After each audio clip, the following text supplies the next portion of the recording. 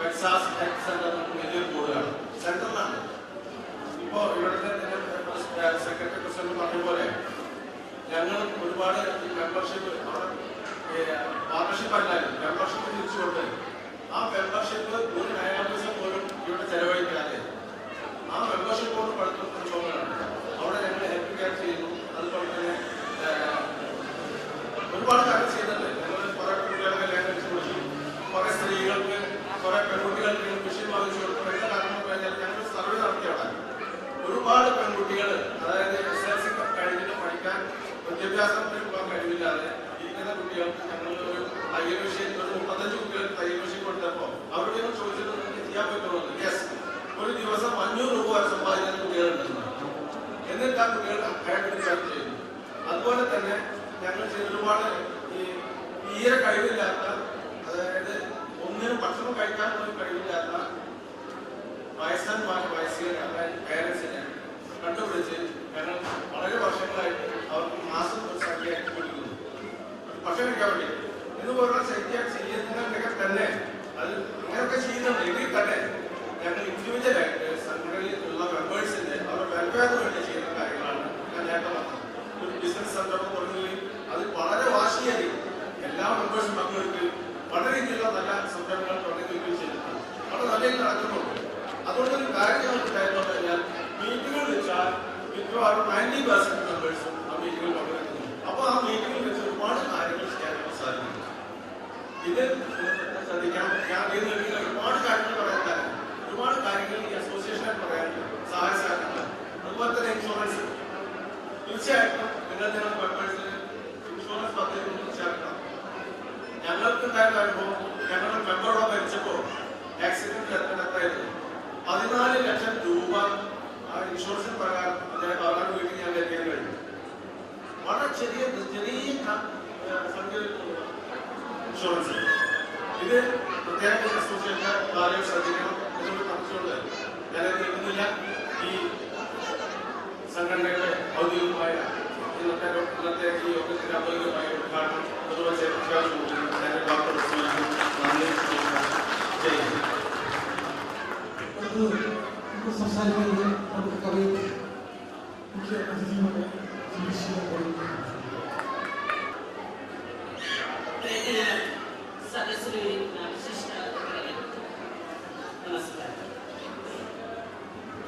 ഈ നിങ്ങളുടെ ഈ സംഗമത്തിലേക്ക് എന്നെ ശ്രീ മുഹമ്മദ് വെട്ടുകാട് നിങ്ങളുടെ കമ്മിറ്റി അംഗങ്ങളും ക്ഷണിച്ചതിൽ വളരെയധികം സന്തോഷമാണ്. കാരണം ഞാൻ കുറച്ച് നേരത്തെ എത്തി പുതിയ കലാപരിപാടികളും നിങ്ങളുടെ ഈ ഐക്യം, നിങ്ങളുടെ സ്നേഹം, നിങ്ങളുടെ യോജിപ്പുകളെല്ലാം കാണാനും ഇവിടുത്തെ കൊച്ചു കലാകാരന്മാരെയും കലാകാരികളെയും എല്ലാം കണ്ട് സന്തോഷിക്കാനും സത്യത്തിൽ ഞാൻ ഒരു 30 വർഷം പിറകിലേക്ക് പോയി. ഇപ്പോഴും വളരെ പക്ഷികൾക്ക് ഞങ്ങൾ എല്ലാവരും എപ്പോഴും പങ്കെടുക്കുന്നുണ്ട്. ഇതുപോലുള്ള ഐക്യം ഇതാണ് നമ്മൾ ഉദ്ദേശിക്കുന്നത്. ചെറിയ കൂട്ടായ്മയായാലും ഗ്രാമസംഗമങ്ങളായാലും ജില്ലാ സംസ്ഥാന സമ്മേളനങ്ങളായാലും എവിടെയും മനുഷ്യന്റെ സ്നേഹവും മൈത്രിയും പങ്കുവെച്ച് നല്ല ഉദ്ദേശങ്ങൾ, നല്ല കാര്യങ്ങൾ എല്ലാവർക്കും ഒത്തൊരുമയോടെ നടപ്പിലാക്കി നല്ല പ്രവർത്തനങ്ങൾ കാഴ്ചവെക്കുക എന്നുള്ളതാണ് ഏതൊരു ഓർഗനൈസേഷന്റെയും ലക്ഷ്യം. ഇവിടെ നമ്മൾ ജാതി മത ചിന്തകൾക്ക് അതീതമായി, ദേശ ആന്തരങ്ങൾക്ക് അതീതമായി, ഭാഷാന്തരങ്ങൾക്ക് അതീതമായി, നമ്മുടെ സംസ്കാരങ്ങൾക്ക് അതീതമായി നാം മനുഷ്യനെ കാണുകയും അവരുടെ നോക്കലുകളും സന്തോഷങ്ങളും ഒരുപോലെ പങ്കുവയ്ക്കാൻ നമുക്ക് ലഭിക്കുകയും ചെയ്യുന്ന ഒരവസരം ലഭിക്കുക എന്നത് ഇവിടുത്തെ പ്രവാസികൾക്കിടയിൽ നമുക്ക് കിട്ടുന്ന ഏറ്റവും വലിയ ഭാഗ്യമാണ്. എന്നെ സംബന്ധിച്ചിടത്തോളം എൻ്റെ അനുഭവങ്ങളുടെ വെളിച്ചത്തിൽ പല രാജ്യങ്ങൾ, പല ഭാഷകൾ, പല സംസ്കാരങ്ങൾ, പല ആചാരങ്ങൾ ഇവയെല്ലാം നേരിട്ട് കണ്ടറിയാനും മനുഷ്യരെയും അവരുടെ സങ്കടങ്ങളെയും അവരുടെ സന്തോഷങ്ങളും അവരോടൊപ്പം പങ്കുവയ്ക്കുവാനും അവരുടെ ആതിഥ്യം സ്വീകരിക്കുവാനും ഇടയായതിൽ ഏറ്റവും വലിയ ഒരു ഭാഗ്യമുള്ള ഒരു കാര്യമായി ഞാൻ കരുതുന്നു. നമ്മൾ ദുബൈക്കാരാണ് സത്യത്തിൽ ഈ ലോകത്തുള്ള പ്രവാസികൾക്കിടയിൽ ഏറ്റവും വലിയ ഭാഗ്യമുള്ളവരെന്ന് ആണ് നമ്മൾ ചിന്തിക്കേണ്ടത്. കാരണം ഞാൻ സൈപ്രസിലും ടർക്കിയിലും ജർമ്മനിയിലും ഒക്കെ ചെന്നപ്പോൾ അവരുടെ സങ്കട അടുത്ത തലമുറ പോലും നമുക്ക് നമ്മുടെ കുട്ടികളെ എവിടെ നമ്മുടെ ഭാഷ നമ്മുടെ സംസ്കാരത്തിനൊക്കെ വളർത്താൻ നമുക്ക് കഴിയുന്നുണ്ട്, നമ്മുടെ ഭാഷകൾ സംസാരിപ്പിക്കാൻ കഴിയുന്നുണ്ട്, നമുക്ക് അവരെ വിദേശ രാജ്യങ്ങളിലേക്ക് പഠിക്കാൻ അയക്കുന്നുവെങ്കിലും നമ്മുടെ സംസ്കാരത്തിൽ നമുക്ക് അവരെ വളർത്താൻ കഴിയുന്നുണ്ട്. നമ്മുടെ പൈതൃകമായ നല്ല ഗാനങ്ങൾ, നല്ല ഉപദേശങ്ങൾ, നമ്മുടെ തത്വസംഹിതകൾ ഇതൊക്കെ അവർക്ക് പകർന്നു കൊടുക്കാൻ നമുക്ക് കഴിയുന്നുണ്ട്. എന്നാൽ ജർമ്മനിയിലുള്ളവർക്കോ അമേരിക്കയിലുള്ളവർക്കോ കാനഡയിലുള്ളവർക്കോ ടർക്കിയിലുള്ളവർക്കോ സൈപ്രസിലുള്ളവർക്കോ അത് കഴിയുന്നില്ല എന്ന് നമ്മൾ ഓർക്കണം. ജർമ്മനിക്കാരുടെ ദുഃഖം, അവര് 3 ദിവസത്തെ കോൺഫറൻസിലേക്ക് പോരുമ്പോൾ ഷില്ലാങ്ങിൽ പോവുകയാണ്. ആ 3 ദിവസം അവരുടെ സന്തോഷങ്ങൾ സുഖ ദുഃഖങ്ങൾ നമ്മൾ പങ്കിട്ട് വണ്ടിക്ക് യാത്ര പറയുന്നു. ഞാൻ കരഞ്ഞു പോയി. കാരണം ഷില്ലാങ്ങിൽ എഴുതണം, ഞങ്ങൾക്ക് വേണ്ടി എഴുതണം, ഞങ്ങളുടെ മക്കളുടെ കാര്യങ്ങൾ, ഞങ്ങളുടെ ദുഃഖങ്ങൾ ഞങ്ങളെ സഹായിക്കാനായിരുന്നില്ല. ഈ കാലത്ത് ഞാൻ ഒറ്റയാണ് എന്നുള്ള ഒരു ചിന്തയാണ് മനുഷ്യനെ ഏറ്റവും കൂടുതൽ അലട്ടുന്നത്. എന്നാൽ ഞാൻ ഒറ്റയല്ല, നമ്മൾ നിഷ്കളങ്കമായി സ്നേഹിക്കുക. അതായത് സ്നേഹം എന്ന വാക്കിൽ ഒരുപാട് കാര്യങ്ങൾ അന്തർലീനമായിട്ടുണ്ട്. സ്നേഹം എന്ന് പറയുന്നത് ഈശ്വരനാണ്, ശക്തിയാണ്, സത്യമാണ്, അത് ദീർഘക്ഷമയാണ്, ത്യാഗമാണ്. ത്യാഗം എവിടെയുണ്ടോ, സ്നേഹിക്കുന്നവരാരോ അവർ കുടുംബത്തിന് വേണ്ടി അല്ലെങ്കിൽ ഒരു സമൂഹത്തിന് വേണ്ടി, നമ്മൾ വിശ്വസിക്കുന്ന തത്വ സംഹിതകൾക്ക് വേണ്ടി നമ്മൾ തന്നെ ത്യാഗം അനുഭവിക്കുന്നു. ഒരുവന് നമ്മൾ സ്നേഹിക്കുന്ന ആളുകൾ ആപത്ത് വന്നാൽ ദീർഘക്ഷമയോടെ നമ്മൾ കാത്തിരിക്കണം. അവനെ ഇന്നല്ലെങ്കിൽ നാളെ നല്ലത് വരും, ദൈവമേ അവന് നല്ലത് വരുത്തണം എന്ന് പറഞ്ഞ് നമ്മൾ പ്രാർത്ഥിക്കണം. അതുപോലെ തന്നെ സ്നേഹം എന്ന് പറയുന്നത് അവിടെ വഞ്ചിക്കുന്നില്ല, സ്നേഹം ഒരിക്കലും വഞ്ചിക്കുന്നില്ല. അതുപോലെ നമ്മുടെ ഉള്ളിൽ ഒരിക്കലും നിഗളമുണ്ടാകുന്നില്ല. ഞാൻ ഒരുവനെ സഹായിച്ചു, അതൊരു അഹങ്കാരമല്ല. വലതു കൈ ചെയ്യുന്ന ഇടം കൈ അറിയാതിരിക്കട്ടെ എന്നുള്ളതാണ്. നമ്മൾ സമൂഹത്തിൽ പല സേവനങ്ങൾ നടത്തുന്നുണ്ടായിരിക്കാം, പലരെയും സഹായിക്കുന്നുണ്ടായിരിക്കാം. അത് മറ്റുള്ളവരോട് പറയാൻ ഒരിക്കലും പാടില്ല. കാരണം അത് വഞ്ചിക്കുകയാണ് ചെയ്യുന്നത്. സ്നേഹം വഞ്ചിക്കുന്നില്ല, അതുപോലെ നിഗളിക്കുന്നില്ല, അസൂയപ്പെടുന്നില്ല. അവന് രക്ഷപ്പെട്ടു, അവന് എന്നെ നോക്കുന്നില്ല, അറിയുന്നില്ല എന്നുള്ള ആ ചിന്താഗതിക്കും നമുക്ക് സ്നേഹം എന്ന വാക്കിൽ അത് ഉൾക്കൊള്ളുന്നില്ല. കാരണം നിസ്വാർത്ഥമാണ് സ്നേഹം. അതുപോലെ നമ്മള് ഇപ്പം ആകാശത്തിലെ നക്ഷത്രങ്ങള്, മഴത്തുള്ളികള്, അവയെ നമുക്ക് എണ്ണാൻ പറ്റുമോ? സമുദ്രതീരത്തെ മണൽത്തരികള്, അത് അളക്കാൻ നമുക്ക് പറ്റുമോ? നമ്മുടെ ലോകത്തിന്റെ ദിനങ്ങള്, അവയെ നമുക്ക് കണക്കെടുക്കാൻ പറ്റുമോ? അതുപോലെയാണ് സ്നേഹവും ജ്ഞാനവും.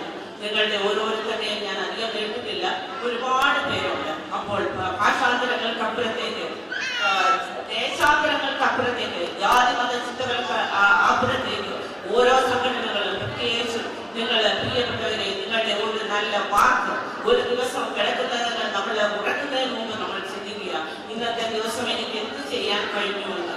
നമ്മളത് എന്റെ മദർ എന്നെ പഠിപ്പിച്ചാണ്, നീ ഉറങ്ങുന്നതിന് മുമ്പ് നീ ചിന്തിച്ചു നോക്ക്, ഇന്ന് നീ ഒരു നല്ല വാക്കുകൊണ്ട് നിന്റെ കൂട്ടുകാരെ നീ ആശ്വസിപ്പിച്ചിട്ടുണ്ടോ? നിന്റെ കയ്യിലെ പണം കൊണ്ട് നീ അവളെ സഹായിച്ചിട്ടുണ്ടോ? അല്ലെങ്കിൽ നിന്റെ പഠിത്തകാലങ്ങൾ നീ സഹായിച്ചിട്ടുണ്ടോ? നമ്മുടെ ഓരോ കുട്ടികളെയും നമ്മൾ പഠിപ്പിക്കുക. നമ്മൾ ഉറങ്ങുന്നതിന് മുമ്പ് ഇന്ന് നമ്മൾ ചെയ്ത പ്രവർത്തികൾ എന്തൊക്കെയാണ്? സമൂഹത്തിന്, അല്ലെ നമ്മുടെ കുടുംബത്തിന്, അല്ലെ ലോകത്തിന് എന്തെങ്കിലും എഴുത്തിലൂടെ, വാക്കിലൂടെ, പ്രവൃത്തിയിലൂടെ നമുക്ക് എന്തെങ്കിലും ചെയ്യാൻ കഴിഞ്ഞിട്ടുണ്ടോ എന്ന് നമ്മൾ ചിന്തിക്കുക. നിങ്ങൾ ഓരോരുത്തരുടെയും ജീവിതങ്ങൾ, നിങ്ങൾ ഓരോരുത്തരുടെയും പ്രവൃത്തികൾ, നിങ്ങളുടെ വാക്കുകൾ സമൂഹത്തിന്, കുടുംബത്തിന്, ലോകത്തിന് നന്മയായി ഭവിക്കട്ടെ. നിങ്ങൾക്ക് ഏവർക്കും ദൈവത്തിന്റെ 100 അനുഗ്രഹങ്ങൾ നിങ്ങൾക്ക് മാത്രമല്ല, നമ്മൾ ചെയ്യുന്ന പ്രവൃത്തികളുടെ ഫലം അനുഭവിക്കുന്ന നമ്മുടെ മക്കളാണ്. തലമുറകൾക്കപ്പുറത്തേക്ക് ദൈവം നിങ്ങളെ ഏവരെയും അനുഗ്രഹിക്കുമാറാകട്ടെ.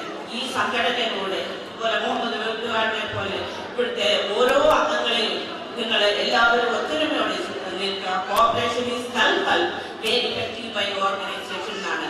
മൈൻഡ് ഈസ് മോർ എമേറ്റ് ദാൻ വേർഡ്സ്. അതായത് ഹൃദയമാണ് ഉദാത്തമായത്. നമ്മുടെ ഹൃദയം തോന്നുന്നതാണ് നമ്മുടെ പ്രവർത്തനം. നിങ്ങളുടെ കർമ്മങ്ങൾ 100 ഇരട്ടിയായി വിജയിക്കട്ടെ എന്ന് ഞാൻ ആശംസിക്കുന്നു. നന്ദി, നമസ്കാരം. അടുത്തത് നിങ്ങളോട് സംസാരിക്കുന്നത് മുതിർന്ന മാധ്യമ പ്രവർത്തകർ, IMF-ന്റെ Indian media forum executive committee അംഗവുമായ ശ്രീ ജബാലിയാണ്. അദ്ദേഹത്തിന്റെ പേരിലേക്ക്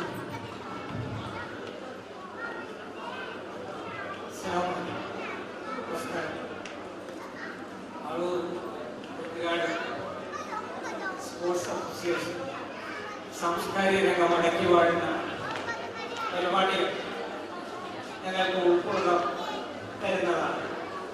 എന്തുകൊണ്ടും വളരെ ശ്ലാഘനീയമായ സംരംഭമാണ് യുവാക്കൾ ഇവിടെ സംഘടിപ്പിച്ചുകൊണ്ടിരിക്കുന്ന ഈ കൂട്ടായ്മയിലൂടെ നിർവഹിച്ചിരിക്കുന്നത്. നിങ്ങളുടെ നാട്ടിൽ മുഹമ്മദ് കുട്ടികാട് പറഞ്ഞതുപോലെ സ്പോർട്സ് സംരംഭം വിജയിപ്പിക്കാൻ വലിയൊരു ഗ്രൗണ്ടാണ് സംഘടിപ്പിച്ചിരിക്കുന്നത്. കായിക രംഗമാണ് ഇന്ന് ലോകം ഭരിക്കുന്നത്. എന്തുകൊണ്ടും അതിൻ്റെ സത്ത അറിഞ്ഞ് പ്രവർത്തിക്കുന്ന നിങ്ങൾ കലാ സാംസ്കാരിക രംഗത്തും വളരെ മികച്ചു നിൽക്കുന്ന പ്രകടനങ്ങളാണ് ഇവിടെ കാണാൻ ഞങ്ങൾക്ക് അവസരം ലഭിച്ചു. മുൻ വർഷങ്ങളിൽ നടന്ന പരിപാടികളെ കുറിച്ചും അതിൻ്റെ ദൃശ്യമാധ്യമങ്ങൾ റിപ്പോർട്ട് ചെയ്ത വീഡിയോ ക്ലിപ്പുകളും മറ്റും ഇതിനു മുമ്പ് കാണാൻ എനിക്ക് സംഗതിയായി. ശ്രീ കരീം മംഗലത്ത് പോലുള്ള അയൽവക്കാർ നിങ്ങൾക്ക് രക്ഷാധികാരികളായി കൊണ്ടതും എന്നുള്ളതും വളരെ സന്തോഷവും പ്രതീക്ഷാപരമായ ഒരു ഭാവി ഈ സംഘടനക്കുണ്ട് എന്നത് ഞങ്ങൾക്ക് സംതൃപ്തി തരുന്ന ഒരു സംഗതിയാണ്. ഇവിടെ പശ്ചാത്തലത്തിൽ ചിത്രീകരിച്ചിരിക്കുന്ന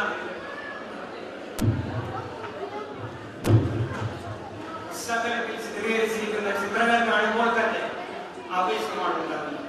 ഒരു തനി ഗ്രാമത്തിന്റെ ആ പച്ചപ്പുകൾ കേസരിപ്പുഴ പോലും ഇവിടെ കവി യൂസുഫലി കേസരി എപ്പോഴും ആ ഗ്രാമങ്ങളെ തലോടിക്കൊണ്ട് കവിതകൾ രചിക്കാറുണ്ട്. അതെല്ലാം ഇവിടെ നിങ്ങൾ ഒപ്പിയെടുത്തിരിക്കുക. എന്തുകൊണ്ടും ജഗദീശനാണ് നിങ്ങൾക്ക് എല്ലാവിധ അനുഗ്രഹങ്ങളും നൽകട്ടെ എന്ന് പ്രാർത്ഥിക്കുന്നു. മുഹമ്മദ് കുട്ടികാടിന്റെ ഒരു പുസ്തകം വളരെ വർഷങ്ങൾക്ക് മുമ്പ് പ്രകാശനം ചെയ്ത സന്ദർഭം ഞാൻ ഓർക്കുകയാണ്. പ്രവാസിയുടെ സ്വാതന്ത്ര്യദിനക്കുറിപ്പ് എന്നായിരുന്നു. അതിലും ഒരുപാട് ലേഖനങ്ങളിൽ ഈ ഗ്രാമത്തിന്റെ ഉൾക്കൊള്ളിപ്പുകൾ അദ്ദേഹം രേഖപ്പെടുത്തിയിട്ടുണ്ട്. ഇനി ഒരുപാട് സാഹിത്യകാരന്മാർ നിങ്ങളുടെ ഗ്രാമത്തിൽ ഉണ്ടാകട്ടെ, ഒരുപാട് കലാകാരന്മാർ, ഒരുപാട് കായിക താരങ്ങൾ ഉണ്ടാകട്ടെ. അതിനായി പ്രാർത്ഥിച്ചുകൊണ്ട് നിർത്തുന്നു. അവസരം തന്ന കമ്മിറ്റിക്ക് എല്ലാവിധ ഭാവങ്ങളും നന്ദിയും ജയിക്കുന്നു.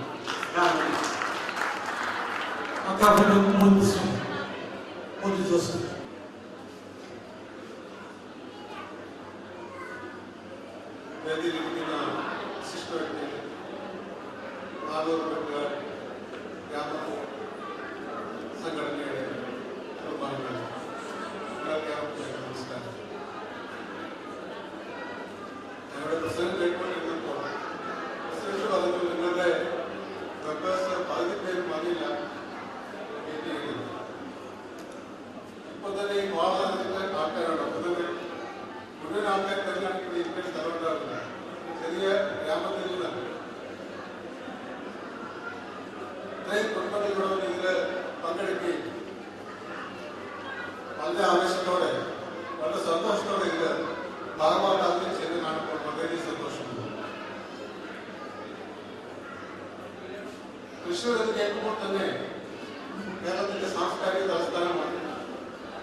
ആ ജില്ലയിലുള്ള നിങ്ങളുടെ ഈ പ്രവർത്തനങ്ങൾ വളരെയധികം ശ്ലാഘനീയമാണ്. ഇതിന്റെ ഭാരവാഹികൾക്ക് എല്ലാ ആശംസകളും നേരുന്നു. നിങ്ങൾക്ക് എല്ലാവർക്കും നന്ദി, നമസ്കാരം. Thank you. അടുത്തതായിട്ട് ഉപഹാര സമർപ്പണം. ആദ്യമായിട്ട് സമർപ്പിക്കാൻ പോകുന്നത് വിദ്യാഭ്യാസ വകുപ്പ്.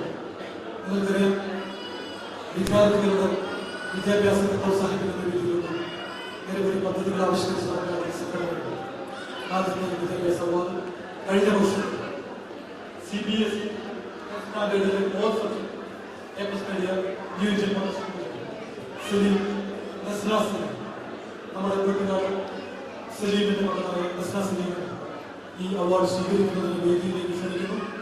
ഇത് നൽകുന്നത് പ്രശസ്ത കവയത്രി മുഖ്യ അതിഥിയുമായി കവയത്രി ശ്രീ ഷീലാപൂരിനെ ഇരുവരെയും വേദിയിലേക്ക് ക്ഷണിക്കുന്നു.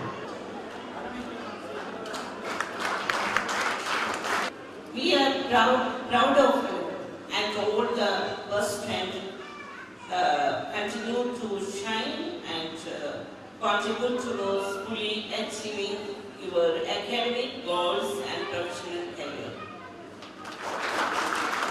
Short verse.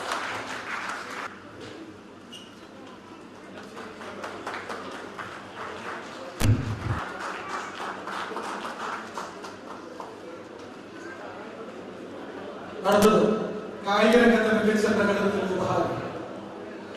നിങ്ങൾക്കറിയാം, അല്ലാസ സ്പോർട്സ് ക്ലബ് മറ്റു ഇവിടുത്തെ ക്ലബ്ബുകളിൽ മലയാളിയെയും ഇന്ത്യയെയും പ്രതിനിധീകരിക്കുന്ന ഒരു വ്യക്തി എന്നുള്ള നിലയ്ക്ക് നമ്മുടെ നാട്ടിൽ നമ്മുടെ ഈ കമ്മിറ്റിയുടെ പ്രസിഡന്റ് ജമാലിന്റെ മകൻ ഇവിടെ നല്ല മികച്ച ഒരു കായിക താരമാണ്. അതുകൊണ്ട് തന്നെ പ്രശസ്ത ഒരു വ്യക്തിത്വം എന്നുള്ള നിലയ്ക്ക് ഈ കമ്മിറ്റിയുടെ അംഗത്തിന്റെ മകൻ എന്നുള്ള നിലയ്ക്ക് ഞാനിവിടെ ആദരിക്കപ്പെടുകയാണ്. അത് നൽകുന്നത് മുതിർന്ന മാധ്യമ പ്രവർത്തകൻ കെ ജമാലി, അത് സ്വീകരിക്കുന്നതിന് വേണ്ടി മാസ്റ്റർ നബീൽ ജമാലിനെ വേദിയിലേക്ക് ആദരപൂർവ്വം ക്ഷണിക്കുന്നു.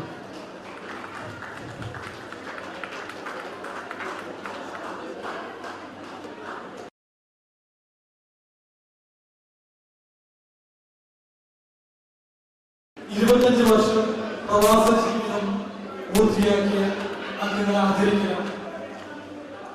അപ്പൊ അതുകൊണ്ട് ആദ്യമായിട്ട് സാമൂഹിക സാംസ്കാരിക രംഗത്ത് നമ്മുടെ മേഖലകളിൽ നിറഞ്ഞു നിരവധി മഹല്ല് കമ്മിറ്റിയിലും മദ്രസ കമ്മിറ്റിയിലും അതേപോലെ തന്നെ നാടിന്റെ വികസന രംഗത്തും സാംസ്കാരിക രംഗത്തും നിറഞ്ഞു നിൽക്കുന്ന ആർമിക മുസ്തഫ, അദ്ദേഹത്തെയാണ് ആദ്യമായിട്ട് ആദരിക്കുന്നത്. അദ്ദേഹത്തെ ഉപഹാരം നൽകുന്നത്, പൊന്നാട അണിയിക്കുന്നത് ദുബായിലെ സാംസ്കാരിക രംഗത്ത് നിറഞ്ഞു നിൽക്കുന്ന നമ്മുടെ പ്രിയപ്പെട്ട അതിഥി അഷ്റഫ് ഇളവള്ളിയാണ്. ഇരുവരെയും വേദിയിലേക്ക് ആദരപൂർവ്വം ക്ഷണിക്കുന്നു.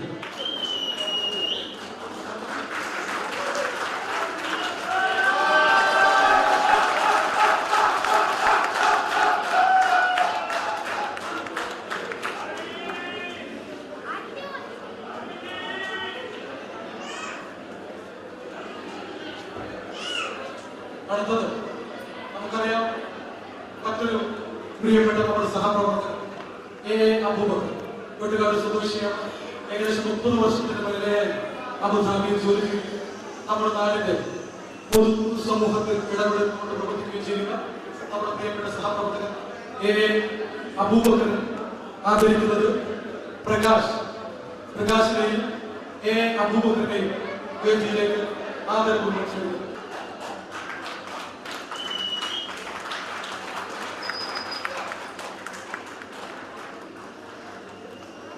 അടുത്തത് ഇവിടെ ആദരിക്കപ്പെടുന്ന വ്യക്തിത്വം FK ഷെരീഫ്.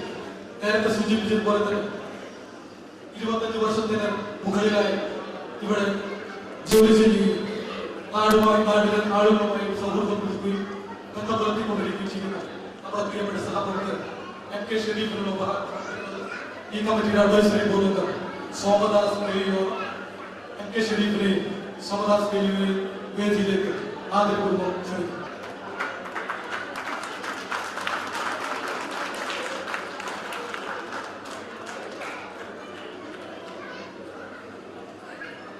അടുത്തത് നമ്മൾ ആദരിക്കപ്പെടുന്ന വ്യക്തിത്വം പ്രദീപ് കെ.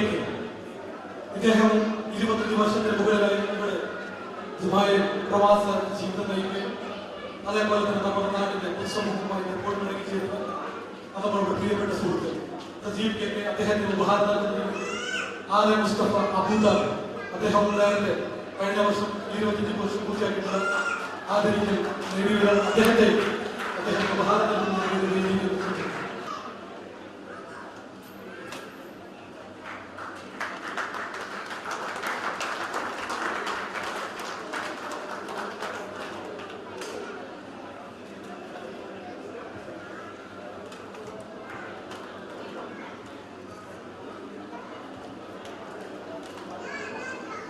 അടുത്തത് നമ്മുടെ കമ്മിറ്റിയുടെ എക്സിക്യൂട്ടീവ് കമ്മിറ്റി അംഗം സലീം കെ. ഇദ്ദേഹം 25 വർഷത്തിന് മുകളിലായ ആളുകളിലുള്ള അദ്ദേഹം 25 വർഷത്തിന് മേലെയായി നമ്മുടെ പ്രവാസ ഭൂമിയിൽ ജോലി ചെയ്യും.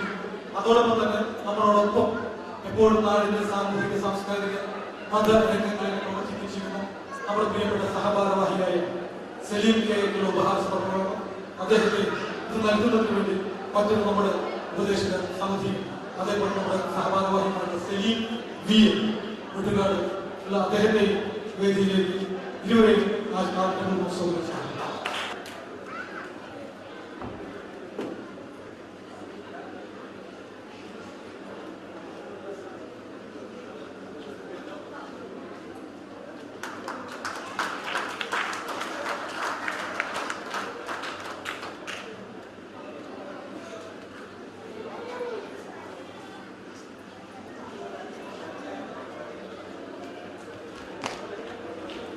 അടുത്ത ഉപഹാര സമർപ്പണം മുസ്തഫ എ. നമുക്കറിയാം, നമ്മളൊക്കെ സംപ്രവർത്തകരായിട്ട് ഇവിടെ പ്രവർത്തിക്കുകയും